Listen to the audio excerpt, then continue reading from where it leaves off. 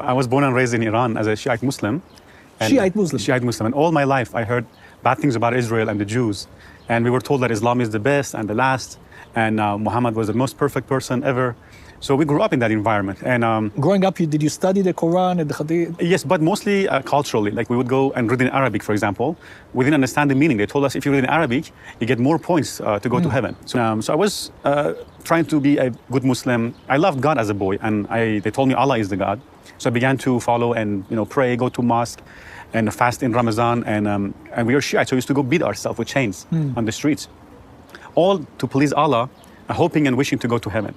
And so when I was 16 years old, something happened to me that it changed my life. In fact, before that, I saw so many bad things on the streets. I saw people being executed publicly, hanging from a crane. I saw people being tortured, beaten. And they told us these are infidels, these are the enemies of Allah, these are Zionists or the spies for Israel, all these things. And so when I was 16 years old, I was arrested and tortured by the regime in Iran. Why? I was going to a wedding, and I was in the car of some relatives. They gave me a ride. My family was already there at the wedding. And they had some alcohol. And based on Islamic law, you can't even have or possess or make or buy or sell or drink alcohol. And they had some, not really drunk, but probably a little. And my only crime was I was in the car. And there's an Islamic checkpoint. They pulled the car over and they began to smell the alcohol. And they asked us to come out. They put us in a bus. And the bus got filled so fast because they arrested so many people for different reasons. And they took us to a confinement, to a jail, and then they took all our clothes off, bare naked. And they start pouring cold water on us and whipping us with this big, thick electric cable.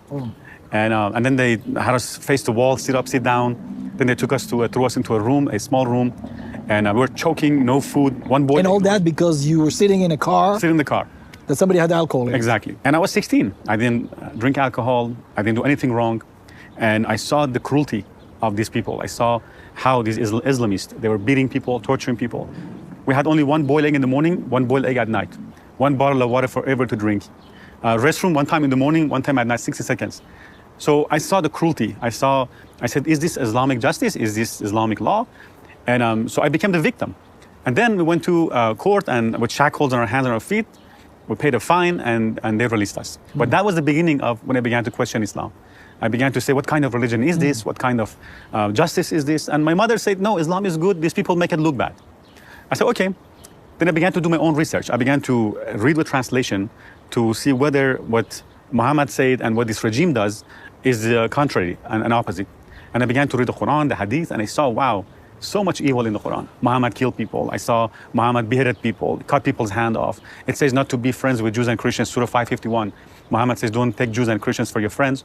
In Surah 929, Muhammad said kill those who don't believe in Allah, His messenger, and in the religion of truth, which is supposedly Islam, and they don't believe in what Allah and His messenger made unlawful. Kill them unless they pay jizya, blood money. In Surah 928, he cursed the Jews and Christians. In Surah Muhammad verse 4, it says, behead the infidels wherever you find them. So when I saw these things, I saw, wow, this could not be from God. So I lost my faith in Islam completely. But at the same time, I was asking and questioning, so where I come from? Who made this world? If there's no God, then who made the world? If there's a God, then who is He? And in Islam, what Islam has done, it attached itself to Christianity, to Judaism. For example, it says, we believe in the Torah and in the Gospel. We believe in Moses and Abraham and Noah. And so in my mind, I thought all of them are the same family. I didn't even know Jesus was a Jew or he was from Israel. Nothing. So when I began to see the cruelty of Islam and the injustice and evil that is in it, I completely realized that either there's no God or if there's a God, it couldn't be this one. Then from 16 to 19, many things happened. My father died, I lost my school, all my hope was gone, life was meaningless, depressing, sad, and uncertain. Everything seemed like so meaningless for me. I wanted to know the meaning of life. I didn't want to live in this world that is so dark and depressing. And so when I was 19 years old, for first time, I heard about Jesus. I heard that... Who told you? So first time, I heard through a radio. And on this radio, I heard about that... Iranian radio? Yeah, I was broadcasting from outside. I don't know which radio was it. I heard a testimony, actually. It wasn't the gospel. I heard a testimony of a guy who was going to kill himself, and then he heard this music as he was going to take his life. He followed the music, he went to a church, and there he became a Christian. His life changed. That's all I heard.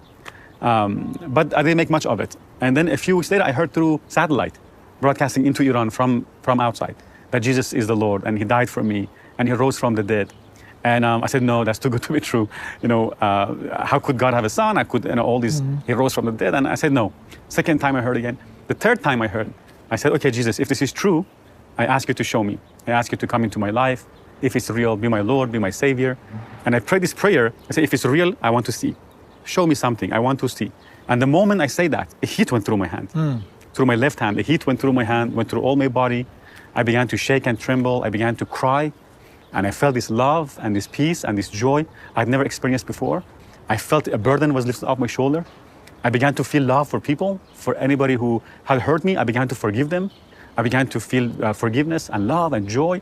I mean, it was a instant transformation. It wasn't a process. Beautiful. I was just full of joy. I was jumping up and down. And then I went to my mom's house.